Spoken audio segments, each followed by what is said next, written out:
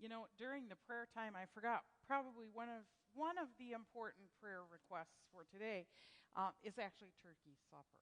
And you have an insert in your bulletin, so I encourage you to take that home and make sure that you continue praying for turkey supper. There are a lot of moving parts to that, and at the end of the day, we want it to be a blessing to our people, to our community. So please pray.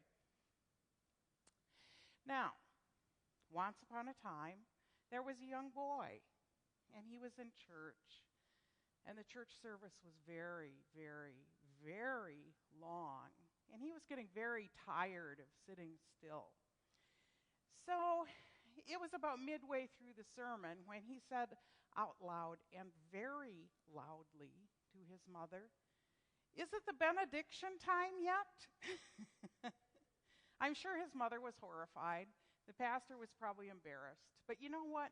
We all got to start somewhere. We all got to start somewhere, and we learn things as we grow up, just like that young boy did. Now, this is the third week in which we're talking about growth and growing as one of the 5 purposes of the church. Pastor Nate has taught us in past weeks that Jesus' mission and ours is to make disciples. Pastor Nate also reminded us that growing in spiritual maturity is simply becoming like Jesus. And in order to grow, we need grace and truth. And in order to receive grace and truth, we need not only God, but we need each other. Well, first, we have to put our lives in the order that God intends, which means, first of all, God must be first. He is our source. We depend on Him for everything. Now, most of us start out really well in this area. When we come to Jesus, we seem to depend on Him for everything, and we just really are right there with Him. But as we move on in our spiritual walk, we can become really confident in our own abilities. And then we start thinking, well, I've got this. I've been here before. We stop relying on God for every answer and every direction. We think that since we've done something before, we already know God's answer, and we don't need to be open to His direction or redirection. So instead of asking, we go ahead and do it on our own. We save asking for the really big things in life. And without realizing it, we end up turning away from depending on God as the source of everything we need toward relying only on ourselves instead. And very subtly, we shut out the Holy Spirit in our life. Now, the second thing that we need to recognize in order to grow is that relationship is primary, both with God and with other believers. Friendships are a key ingredient for the growth process. Now, we may connect with a lot of people in our church body, but our relationships are often about so deep, not very deep at all. And so they're not really changing us or helping us to grow up. We may spend time in Bible studies and prayer groups, but we can still miss out on God's help for growth if we simply view those as time for amassing information, or perhaps even as times to minister to other people. Both ways we can miss out. We need to be open and vulnerable. We need people in our lives to connect with, not only for spiritual fellowship and activities, but also for growth and healing. We need the healing power of love from other people that administers God's grace. We heard this last week from Pastor Nate in the verse 1 Peter 4:10. Now, the third thing that we need to remember about God's original order of things is that God is the boss. God is the boss. God is the boss. The problem for most of us is that we submit very little to God. In the midst of our crazy and chaotic and sometimes dysfunctional lives, we pretty much report only to ourselves. We indulge in attitudes and patterns of behavior that we know to be wrong, yet we keep doing them. You know what? This is an affront to God. It is sin. And when we look at that stark reality, it hopefully motivates us to be open to real spiritual growth that takes us beyond that dysfunction and sin. Now, did you know that God's plan A is actually people and relationships? To be truly biblical as well as effective, the growth process must include the body of Christ. We rightly and often pray that God will just supernaturally zap us and we'll suddenly get healed and cured of whatever problems we have in our life. We'll just get fixed. And you know what? Honestly, we feel let down if that doesn't happen, don't we? We do. And if we do get help from a Christian friend, it seems like it's somehow inferior or a second-class healing. Somehow, getting a supernatural answer to our problem sounds like plan A. And plan B, when God uses people to help us. But in fact, it is actually God's plan A when he uses other people. Ephesians 4:16 from our spiritual life passage this morning tells us, Christ, from whom the whole body, joined and held together by every joint with which it is equipped, when each part is working properly, makes the body grow so that it builds itself up in love. People helping people is actually God's plan A. And it is not that we just have to settle for people rather than God doing it. God is actually doing the healing in and through people. You know, God is not far off and uninvolved, just delegating things to people to do whatever. He came to live inside each of us as believers. And then he lives out his wishes and will through each of us in the body of Christ. The church, with the indwelling Holy Spirit, is the real physical presence of Christ on earth today. We are Jesus with skin on. Now, often the church has taught that growth and minimized the role of the body. Sometimes we've taught that we don't need other people at all to grow, that Christ alone is sufficient, or that his word and prayer are enough. But the biblical truth is that we must also have relationship in order to grow. Relationship with others is a part of the created order. Independence from relationship is actually independence from God himself, for he is present in the body. It is also independence from the way that he designed for us to grow. As Paul told the Ephesians in our spiritual life passage for today, to grow up in him includes the body doing its work with each other. Now let's look at 5 roles that the body plays in growth.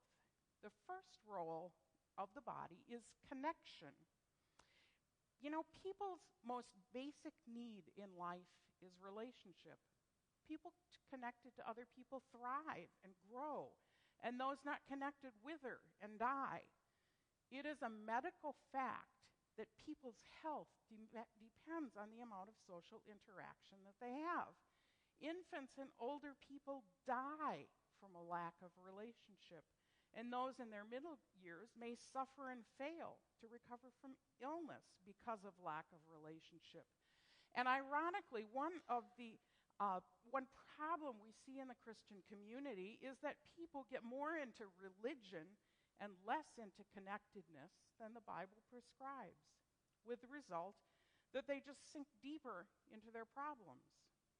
But the clear teaching in the New Testament is that the body of Christ is to be people deeply connected to each other, supporting each other, and filling each other's hearts. As one woman put it, For years, I have struggled with depression and an inability to make relationships work. I prayed, I read my Bible, and tried all the things I thought I was supposed to do. But then I joined a small group at my church that was doing a book study. I couldn't believe what happened in my life as I began to share openly with other people. I felt connected, and things are so different now. I can't describe how significant that group was, and I feel like I am connected to God again. What this woman found out was that although she had been seeking spiritual growth and healing for some time, not all the elements of growth were working until she experienced being held together by the body's ligaments and sinews, where she could grow as God causes us to grow. Through the small group she joined, God was doing his work through the church body in her life. Now, the second role of the body is discipline and structure. Discipline, one of our favorite words. Yes, indeed. Now, in a book called How People Grow, the authors tell of a conversation between a counselor and a person with a problem. And it goes something like this. Jerry says, "I need more self-discipline. I know I have all this potential to reach my goals, but it seems as if I can't make myself get around to doing it all." I asked, "Where are you going to get this self-discipline?" "What do you mean, where am I going to get it?" "Well, just what I said. You don't have any self-discipline. If you had it, you would have done the things you haven't done. So I agree with you. You need self-discipline. I just want to know where you're going to get it, because you obviously don't have it. And if you don't have it to give yourself, I want to know where you're going to get it." "By disciplining myself." "No, you're not getting it," I said. "If you could discipline yourself, you wouldn't need self-discipline. You would have it, but you don't. So again, where are you getting it?" He looked at me with one of those looks that's a cross between insight and a deer caught in headlights. I could see that he finally got it.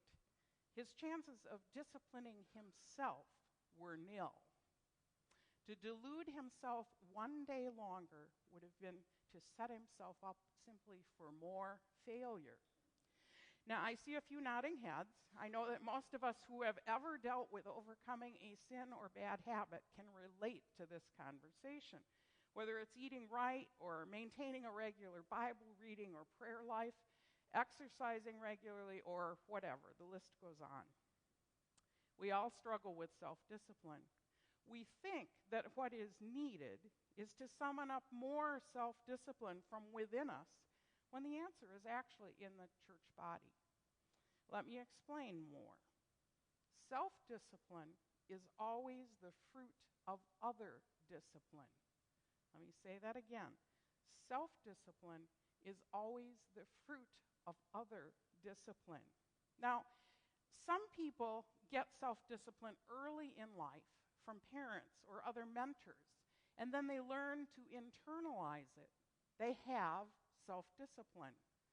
Other people, in fact, most of us, don't get disciplined in every area of our life early on, and consequently, we don't develop self-discipline in those areas until we get it from others and internalize it for ourselves. This is the way God designed us. Others discipline us, and then we do it for ourselves. As 1 Corinthians 4:7 says, "What do you have that you did not receive?" So, how do we get disciplined by others? Well, you know what? We need to become a part of an accountability relationship, either with one other person or with a group. The partnership can keep us on track with assignments, goals, correction, and feedback. And you know what? It is stinking hard work. It is. Hebrews 12:11 tells us, "No discipline seems pleasant at the time, but painful. Later on, however, it produces a harvest of righteousness and peace for those who have been trained by it. Now, the third role of the body is accountability. Now, we sort of talked about this in the last section, and it's been a big thing in Christian circles for years as well. But I need to say something. Accountability is not a cure for lack of self-control. Accountability can only expose a problem, but it can't fix it. Once a problem surfaces, the role of the accountability group changes. It's not just a group to see how the person is doing anymore, but also to see if the person is doing the other things they need to do to deal with their problems. So, for example, an accountability group may discover a person's gambling problem. Well, that's just the start. After that, the group must monitor that the person is going to Gamblers Anonymous or counseling or staying out of casinos or offline or whatever other actions are called for. You see, the group itself is not the agent of change, but rather they are responsible for making sure that the person is going to the agent of change. The fourth role of the body is grace and forgiveness. Now, by definition, we know grace is something we can't give ourselves. Ephesians 2:8 tells us that it is not from yourselves. It comes from outside ourselves. We can't do anything to obtain grace on our own. But as people in the body use their God-given gifts, they are faithfully administering God's grace in its various forms. 1 Peter 4:10, just as we saw in Margot's story earlier. Chad and Josh were administering grace to Margot. God made us, as members of the body, stewards over the administration of his grace. Now, many of us struggle with forgiveness. We know in our head that God has forgiven and accepted us, but somehow we can't feel it down here in our heart. We've memorized scriptures on forgiveness, about God's love and acceptance. We've studied the related doctrines, and we somehow think that this information in our heads is somehow going to miraculously end up in our hearts. But the head and the heart work differently. Isn't that true? They serve different function. The head works on information gathering, while the heart works on experience gathering. So to fully connect with God's grace, we have to go where it is. And he has chosen to put it into other people, like Josh and Chad. So those who only study the facts of the grace of God do not experience other people loving them, will fall short of their realization of grace. But that's not all. To connect with God's love, we not only need people, but we also need our own hearts to be available to other people. We have to be open and vulnerable for the grace and acceptance to do any good. This is one of the meanings of James 5:16, which says, "Therefore, confess your sins to one another and pray for one another, that you may be healed." Now, another story from the book How People Grow illustrates this point. A pastor was struggling with sexual sin in his life, and he was, for obvious reasons, fearful that he would be found out. And although he participated in a support group, he was simply too ashamed and too unwilling to share, to be open. And during one session, his counselor simply prodded him until he would be willing to share. Well, while he shared, he simply sat and stared at the floor while he talked about the nature of his sexual addiction and his fears about it. But as he continued staring at the floor and sharing his story, the members of the group had tears in their eyes. You know, they ached for him. One could feel the compassion and grace in the room, but the pastor still refused to look up. Once he was finally forced to to look the group members in the face, he saw, instead of the condemnation and judgment he expected, he saw gentle smiles. He saw teary, compassionate eyes. And he saw acceptance. In short, for the first time, he actually saw grace. And he broke and sobbed like a child. And it was at that point that this hideous addiction in his life was truly broken. Now, the fifth role of the body is supporting and strengthening. You know, when we support something, we hold it up. Support is required throughout the growth process because we will face tasks and realities that are simply beyond our strengths and abilities. Then we need, as Paul said in 1 Thessalonians 5:14, we urge you, brothers, admonish the idle, encourage the faint-hearted, help the weak, be patient with them all. Or as said in Galatians 6:2, bear one another's burdens, and so fulfill the law of Christ. How can a person withstand the hard discipline of the growth process? Only with the help of the body. And you know, just like the physical body, when one part is in trouble, the other parts of the body send antibodies, healing agents, freshly oxygenated blood, white cells, information, anti-inflammatory agents, etc. And the body of Christ itself heals just as the physical body does. Each part has a God-given function in that healing, just as the physical body does. The antibodies against infection come in the form of discipline and structure as individuals who confront in love and help the person stand against the infections of sin in their life. They put boundaries and limits up against evil that has overtaken the person, either from within or outside. In short, they help us stand. Now, relationship, as we've been talking about, is primary to the growth process, both our relationship with God and our relationship with others.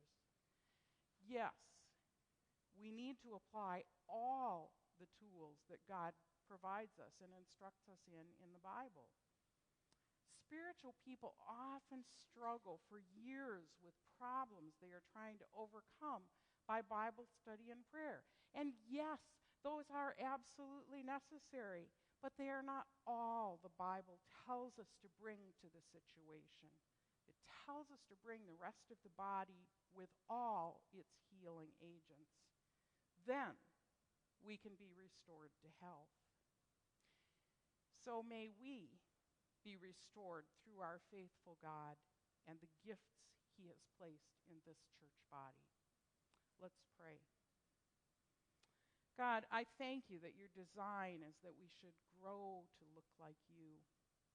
Thank you for placing us in this body of believers where we can grow. And thank you that with you, all things are possible. Amen.